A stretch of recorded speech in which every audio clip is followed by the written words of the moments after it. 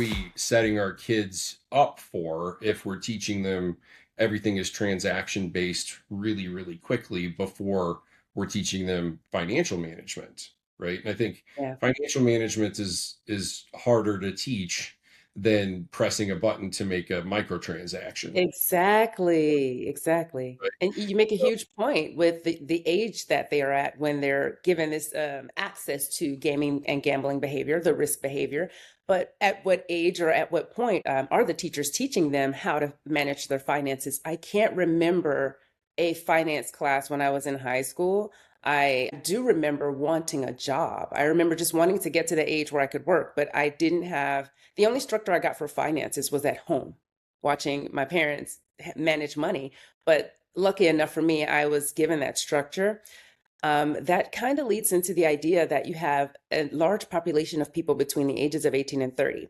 The danger population are those under 27 who potentially haven't developed that frontal lobe yet. And if, as you said, if I don't know how to manage money, but I have access to trade my money, to put money up for a gamble, to make risky decisions, it's almost a question as to where does that youth go as they begin to work real jobs that pay real money that could sustain them, but because they don't have those traits built in them, this is an area that's definitely a blind spot, I would say.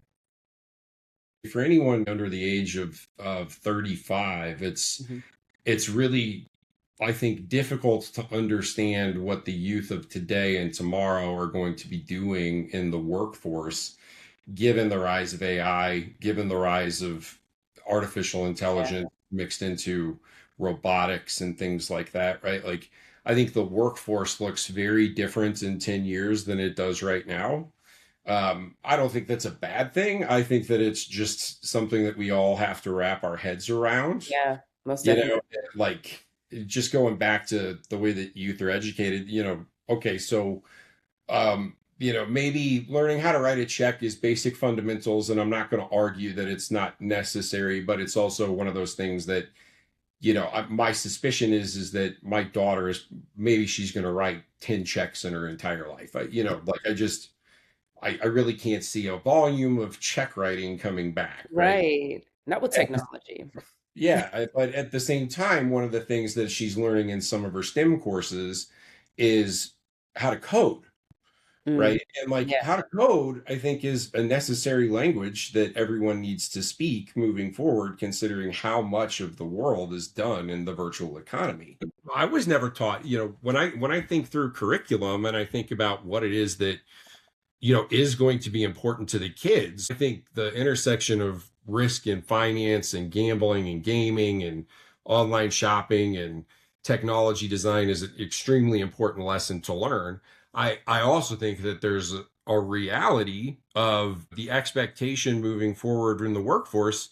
So Mhm. you're going to have to know how to navigate multiple AI programs to put together what it is that you want to put together, and you're going to need to learn how to do it fast Yeah. because most of the workforce is going to have these tools at their fingertips, and work is going to move at a much faster pace. Helping kids understand how to navigate the future is extremely important. I think educating the people who are here and now that are relying on some older systems and some more traditional framework, I think it's highly necessary to educate them on what's going on so that they can keep up and manage expectations of what they see developing in the youth. Like Yeah. we've got a lot of transitional educational efforts that we need to undertake as a culture and a society, Mhm. to really help understand what tomorrow looks like. And I think this is the first time, we've seen other sort of transitions historically, but this is the first time where you see the rise of super intelligence. I'm telling you,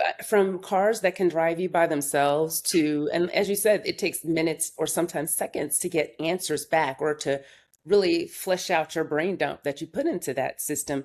And you know what that it all it makes me think of is how fast AI is growing. There's an equal trend over here with gambling and access to gambling and how the apps are also going to transform with the growing rise of technology and all the new things that we'll be able to develop. It's a parallel mission happening at the same time. As fast as technology grows, so does gambling. If you think back to your first experience or education or introduction to gambling. I mean, I think back to like heads and tails, rock, paper, scissors, things like that that aren't necessarily the same today. People would say that's not gambling.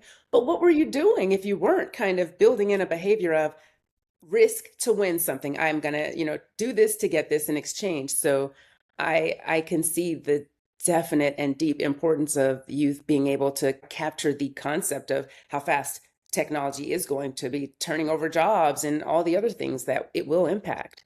Yeah, 100%. I think it's worth noting, like, as a culture, us Americans, we are really rooted in competition from the second that we can start to comprehend Yeah. what's going on around us.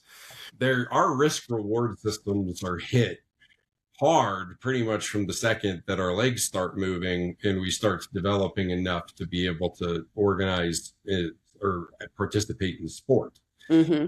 Right. Like Yeah. that's one of the very first things that I think about when I think about, okay, well, where did some of my thoughts and where did some of my beliefs and where did some of my rooting come from in the way that I used to think about things versus the way that I think about things now, having been exposed to everything that I've been exposed to and building what it is that we've built, right? Like I've gone through some pretty subtle mindset changes along the journey, right? But like when I rewind it, it's like, one of the very first things that I was taught was, if you practice hard and get good at something, there's a Hmm.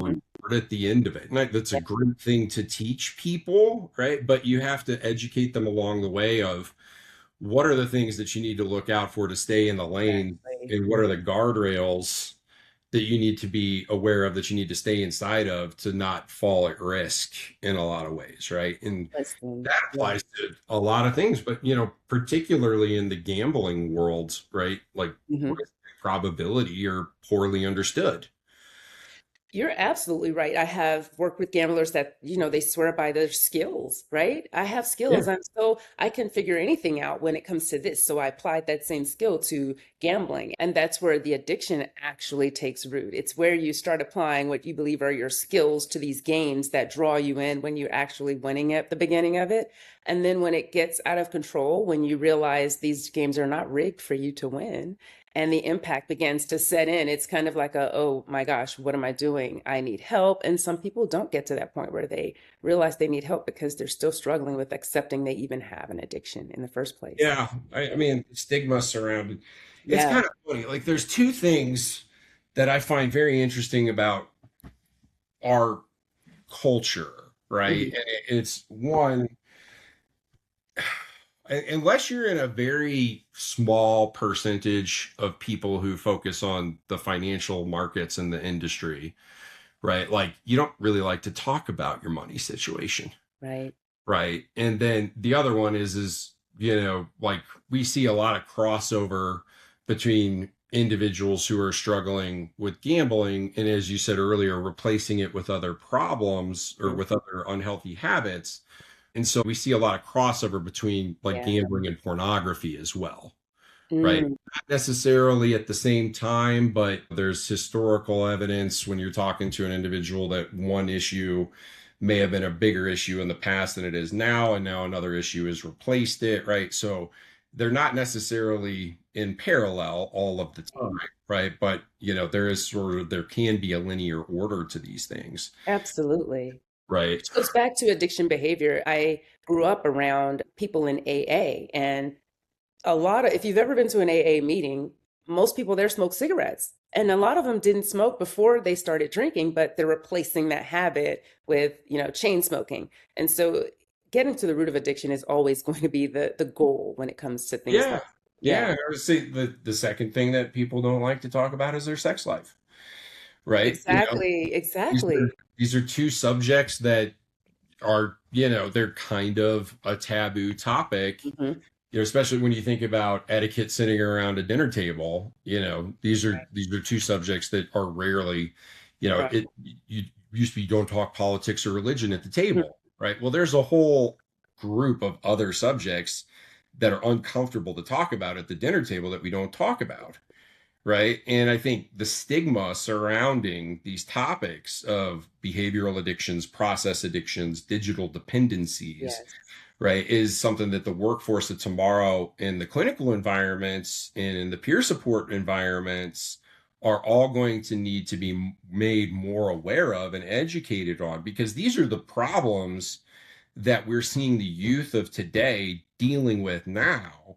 And one of the things that we want to work on at a sort of higher level of intensity in Kindbridge is workforce development strategy to help the up and coming clinicians really understand how to work with the issues that are cropping up at a more regular pace that are different from dealing traditionally with something that gets lumped under anxiety or something that gets lumped under depression. And the way that everybody is interacting now with technology is very different than historically the way that clinicians have been trained to talk to the people about the way that they engage with the world. Yeah. So like what we're recognizing, there's a lot of like, we don't know what we don't know. And if we don't know what we don't know, we can't really talk to it because we can't Mhm. really see it.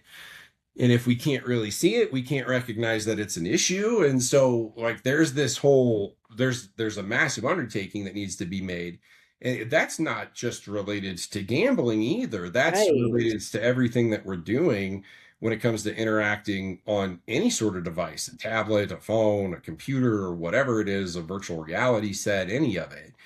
There's this whole It's not a new category of technology. It's been a developing category of technology Exactly. for a long time. We've never really stopped to think about, now that we're interacting with this at such a normal rate, how are we training our workforce to work with people who are interacting with things that we've never been trained to talk through or thought of how this is impacting anxiety, depression, stress, gambling disorder, gaming disorder, Yeah. pornography overuse, like these types of things, right? So, you know, it's it's a wild world out there. It's It just is. a wild world.